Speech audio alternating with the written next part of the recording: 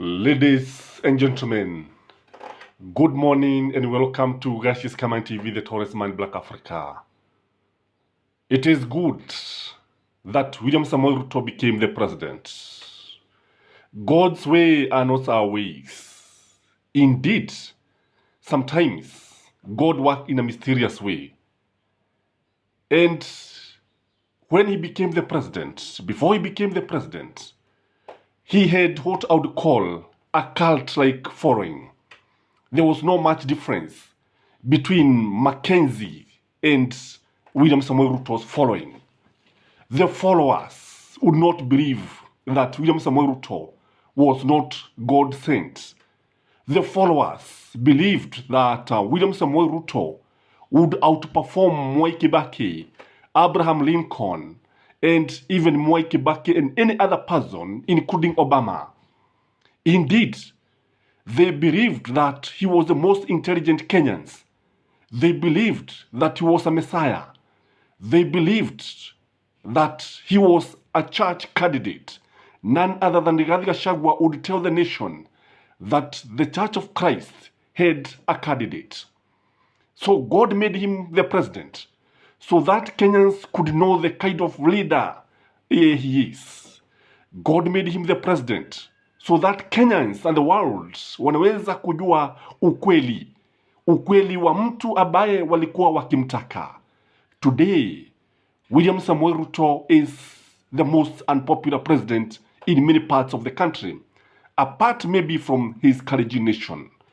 Today, many people who voted for William Samoei Ruto are actually in agreement that William Samoei Ruto was overrated. Many people are in agreement that Uhuru Muigai Kenyatta was a far much better president than William Samoei Ruto.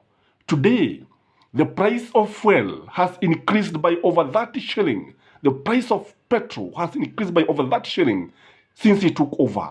The price of kerosene has increased by that 8 shillings since he took over. The cost of electricity has doubled. And the hustlers don't want to hear this name being mentioned. William Samoei Ruto no longer mentioned the name hustler. He no longer mentioned the wheelbarrow. The wheelbarrow party is one thing that has shocked many Kenyans. Ukweli usemwe. Even the church itself that have been actually saying that they had a candidate. Now, the church is on the front line accusing Uhuru Muigai Kenyatta, sorry for that, accusing William Samoei Ruto for the Kalenjinization of the nation, for the high level of tribalism. The tribalism that you are seeing in this country has never been seen before. The tribalism, the Kalenjinization of the nation that you are seeing in all sectors. Indeed, in every ministry, you realize most of the principal secretaries are Kalenjins. You also realize that when even the other leaders are put there in a very important docket, strategically you find a Kalenjin there. That is why you even see that even the office of the deputy president, he is also surrounded by the Kalenjins.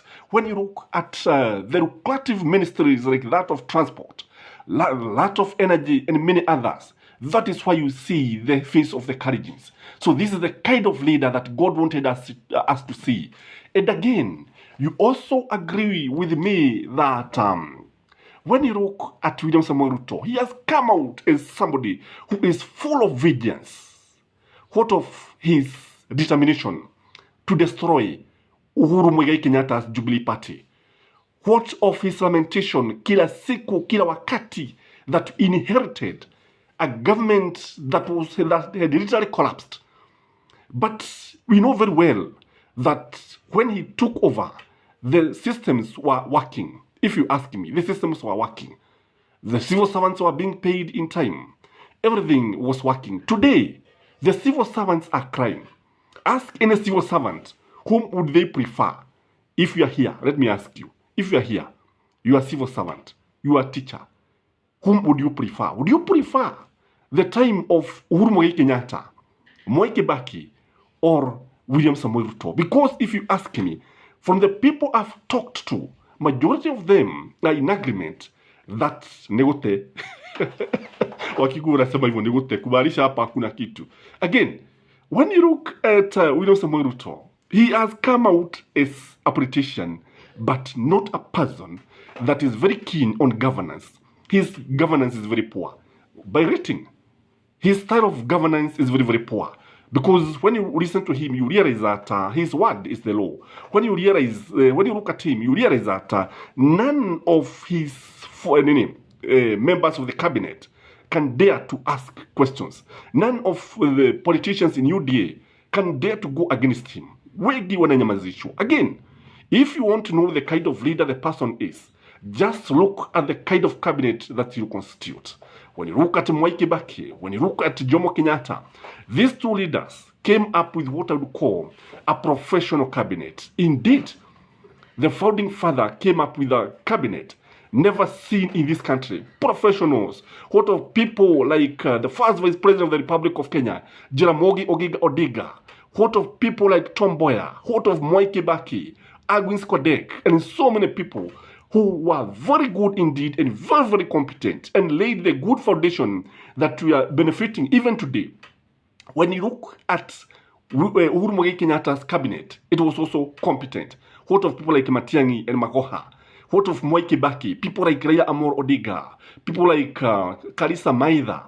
Wengi John Mishuki ambao walifanya kazi vizuri sana mpaka leo matunda yao yanaonekana yanasifiwa. When you look at William Samoei Ruto's cabinet, it is full of people who have questions of integrity. The people who don't even obey, cannot even respect chapter 6 of the Constitution that talk of leadership integrity. People who cannot even stand to convince anybody, because some of them, when they were appointed in the cabinet, they had court cases. Some of them even murder. Imagine. So that is why I'm saying, if you want to know the kind of leader, just look at his cabinet. Again, when you look at William Samoei Ruto, you realize that most of the things that he say is like he is clueless for sure.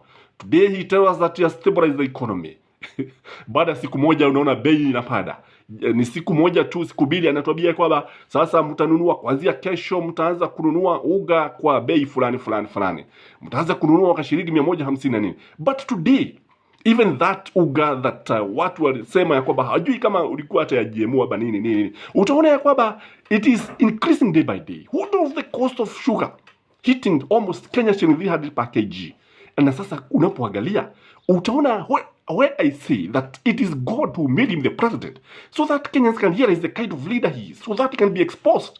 Indeed, he is being exposed every day. When you look at him, you realize that is a president who is clueless, is a leader who is clueless, is somebody who does not even understand what is happening in his government. What of the people behind him who are leading corruption? What of the poisoned sugar? Sukari abayo ina sumu. Sasa watu wanapewa sumu. So what is happening is that we can see a leader who is killing the members of Sky, who is killing the nation. The president who is very busy, na ukiangalia utaona kwamba hajali ni wapi uliona ya kwamba rais ambaye amechaguliwa na watu.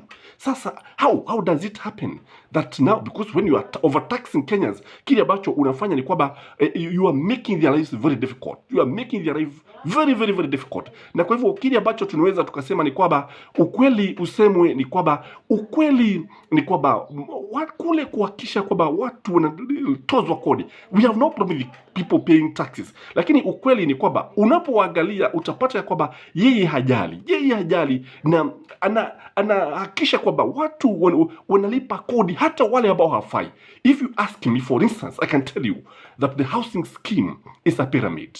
It's a pyramid scheme that is meant watu wapate pesa pale, pesa ziwekwe pale, kisha wachache wapewe pale, and those will be who are politically correct. Lakini wengi watapata ukweli usemwe. When you do the maths, you see that this is something that is not working. So that is why God ensured the candidates, William Samoei Ruto, the man from Sogoi, became the president so that he can be exposed. See how God's work. Again, look at the many promises that he had made.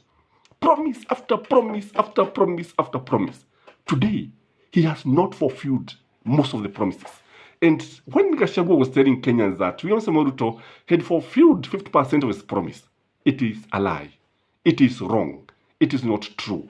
It is hoodwinking Kenyans.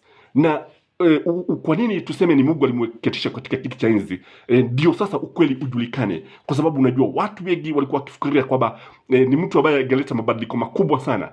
And again, when you look at the way the things that was accusing Uhuru Muigai Kenyatta, sasa ukiangalia yeye, because he is coming out as a master of double speak. So unapoangalia hotuba zake ambazo alikuwa akitoa wakati wa kampeni au before the campaign, kisha ulinganishe na vile ambavyo anafanya siku hizi, utashangaa.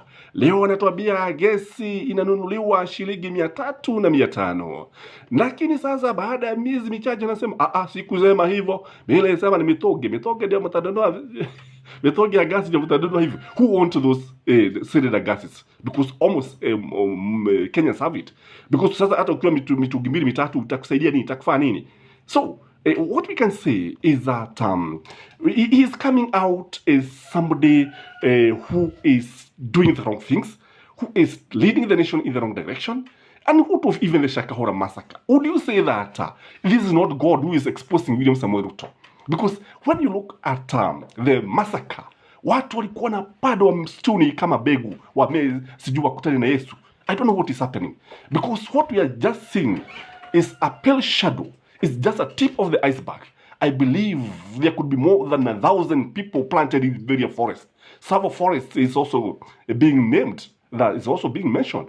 There is a possibility other than this. Kwa sababu ukiangalia ndio tunaweza kusema kwamba matukio haya yalianza wakati ambapo Uhuru Muigai Kenyatta alikuwa rais. Lakini tunajua kwamba mambo haya yote mengi yametokea William Samoei Ruto akiwa kiongozi wa nchi. And he was saying that Raila Amolo Odinga is a clueless leader. Raila Amolo Odinga alikuwa anashtumiwa. Today people are asking Uhuru Muigai Kenyatta oge. You know why I'm saying that it is God who made him president. When you look at what Uhuru Muigai Kenyatta was telling Kenyans, he was like a prophet. For sure he was like a prophet. Alikuwa anaambia watu mdomo mtamu, vile Ruto anasema mdomo tamu yangu ya moja sijui nini ufisadi sijui nini. Things are coming out to pass. So what happened is that God made Uhuru Muigai Kenyatta to be the prophet of telling the people the truth. Na watu kwa sababu hawataki kusikia, wakamchagua William Samoei Ruto au wakatumia mbinu zile ambazo alitumia kuwa kiongozi wa nchi. Today, Kenyans are crying. I don't know what you think when you look at this. Because from where I sit, if you ask me, I can attest that God is still on the throne. And William Samoei Ruto is going to be exposed badly. So, that is my take. And may you have a blessed week. Till next time. Bye-bye.